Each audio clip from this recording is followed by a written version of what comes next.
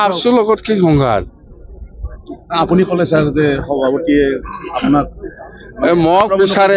মোক বিচাৰিছে আলোচনা কৰিব বিচাৰিছে না মাৰিব বিচাৰিছে, এইটোকে সুধিছো মই।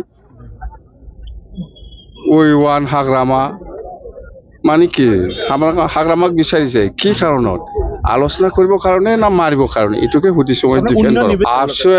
আপচু বা ইউ পি পি এল একে বস্তু, ইহঁতে উন্নয়ন নিবিচাৰে। এতিয়া আন্দোলন কৰা আৰম্ভ হৈছে, এইটো গণ্ডগোল কৰিবই ইহঁতে, য'তে ত'তে গণ্ডগোল কৰি পেলাই BTCৰ পৰিৱেশটো নষ্ট কৰিবৰ কাৰণে ইহঁতে চেষ্টা চলাবই আৰু চলাই আছে, আমি জানো। আৰু BTCৰ এই এছেম্বলিৰ যিটো লণ্ড ভণ্ড কৰিছে, ইয়াৰ কাৰণে তদন্ত লাগে বুলি আমি ইতিমধ্যে অসম চৰকাৰক আমি অনুৰোধ কৰিছোঁ। ইয়াৰ ওপৰত তদন্ত হ'ব লাগে। অসমত 126টা এছেম্বলি চিট আছে। কি আপোনাৰ তোমাৰ কি আছে? 126টা চিটটো মোৰ এৰিয়া কি আছে? চব আমাৰ অসম এৰিয়া বুলি এনেকুৱা নাই। 126টা সমষ্টি আছে। NDA হিচাপে কোনে ক'ত খেলিব, BPF ক'ত খেলিব, BJP ক'ত খেলিব বা AGP ক'ত খেলিব, সেইটো NDA হিচাপে আমি চিটটো বিতৰণ কৰিছিলোঁ। 15টা চিটত NDA দিয়াৰ একদম ফাইনেল। অসমত 126টা, 15টা কি কয়? BTC 15টা আছে। 126টা টোটেল, এই 15টা বিৰাট ভাল। আপুনি চাওক, আমি কৈছোঁ সেইদিনা আমি আলোচনা কৰিছে ষ্টেট গভৰ্ণমেণ্ট অফিচিয়েল আৰু আমাৰ BTC অফিচিয়েলৰ মাজত আলোচনা হৈছে। ওদালগুৰিত ষ্টেট ইউনিভাৰ্চিটি আমি ফাউণ্ডেশ্যন দিওঁ, আধাৰশিলা কৰিম। আধাৰশিলা মানে ষ্টেট ইউনিভাৰ্চিটি হ'ব, আৰু বাক্সাত চেণ্ট্ৰেল ইউনিভাৰ্চিটি হ'ব। আৰু আমাৰ বেকী নদী, হাকুৱা নদীৰ ওপৰত ডাঙৰ ব্ৰিজ এখন হ'ব। আৰু এনেকুৱা আমাৰ সেই গেৰুৱা, সেই ধনশিৰি নদীৰ ওপৰত ডাঙৰ এটা ব্ৰিজ হ'ব। সেইবিলাক যাত্ৰা আৰু কোকৰাঝাৰৰ পৰা গেলেমপুৰ যোৱা যিটো ৰাস্তা, ইয়াত ৰেলৱে লাইন উদ্বোধনী কৰিব বুলি আমি ইতিমধ্যে শুনা পাইছোঁ। নৰেন্দ্ৰ মোদী ডাঙৰীয়া, ভাৰতৰ প্ৰাইম মিনিষ্টাৰ ডাঙৰীয়াই জানুৱাৰী মাহত আহিব বুলি আমি শুনা পাইছোঁ। পিছত প্ৰথম আমাৰ মাছকেইটাৰী গণসমাৱেশ, এই গণসমাৱেশটো আমি আমাৰ BJP দলকো আমি সহযোগ বিচাৰিছিলোঁ। এই হিচাপত BJP দলেও আমাক সহায় কৰিছে আজি এই মাছকেইটাৰীমত। আৰু পল্লৱ লোচন দাস ডাঙৰীয়াক আমি ধন্যবাদ যাচিছোঁ। মানে আমাৰ এই ৰেলীত উপস্থিত হৈ পেলাই, BTC-বাসী হৈ পেলাই যিখিনি বক্তব্য ৰাখিলে, আমি BTC-বাসী ৰাইজৰ হৈ আমি ধন্যবাদ যাচিছোঁ পল্লৱ লোচন দাস ডাঙৰীয়াক। আৰু আমি ইলেকশ্যনৰ সময়ত ৰাইজৰ কাৰণে কি কি কাম কৰিবলৈ প্ৰতিশ্ৰুতি দিছিলোঁ, সেই কামটো আমি কেনেকৈ লৈ যাম, কেনেকৈ এক্সিকিউট কৰিম, সেইবিলাক গোটেই কথাটোহে আমি আজি ৰাইজৰ মাজত উপস্থিত হৈ পেলাই আমি জনাই দিছোঁ। আপচুৰ লগত আচলতে কি সংঘাত হৈছে ছাৰ? আপচুৰ লগত কি সংঘাত? আপুনি ক'লে ছাৰ যে সভাপতিয়ে আপোনাক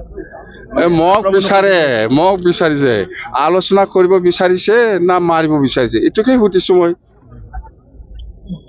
ওৱান হাগ্ৰামা মানে কি? হাগ্ৰামাক বিচাৰিছে কি কাৰণত? আলোচনা কৰিবৰ কাৰণে না মাৰিবৰ কাৰণে, এইটোকে সুধিছো মই।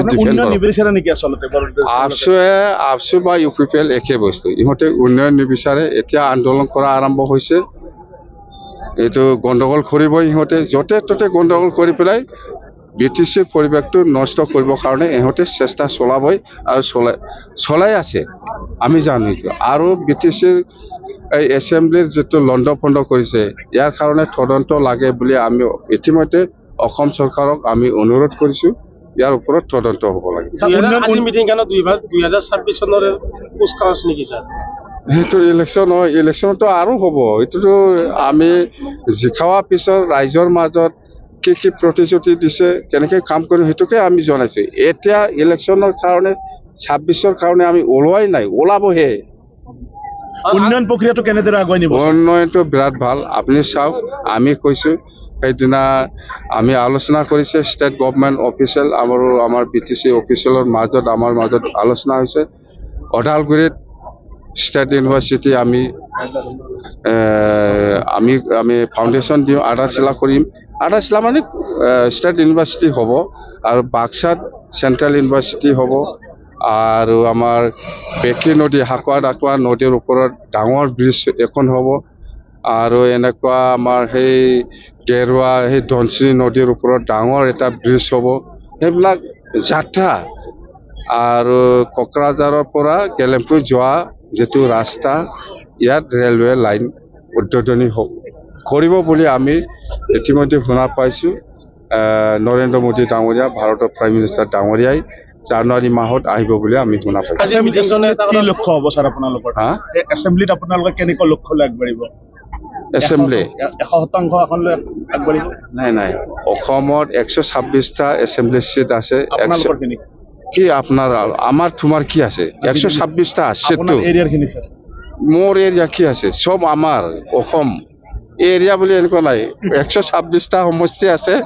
NDA হিচাপে কোনে ক'ত খেলিব BPF ক'ত খেলিব BJP ক'ত খেলিব বা SJP ক'ত খেলিব সেইটো NDA হিচাপে আমি চিটটো বিতৰণ কৰি পেলাই 15টা সিটত NDA দিয়াৰ একদম ফাইনেল অসমত 126টা 15টা কি কয় VTC 15টা আছে 126টা টোটেল এই 15টা নমস্কাৰ প্ৰমোদৰ প্ৰতিশ্ৰুতি দিছিল প্ৰমোদক কথা দিছে প্ৰমোদ মানে কি আফচুহে চলাইছে প্ৰমোদৰ নামতহে এফচি অফিচৰ পৰা 5 বছৰ দীপেন বড়াই BTC চলাইছিল এতিয়া পাইছে মজা আগন্তুক চৰকাৰ যিখন চৰকাৰ হ'ব তাত পুনৰ মুখ্যমন্ত্ৰী হিমন্ত বিশ্ব শৰ্মাই হ'ব বিচাৰে আপুনি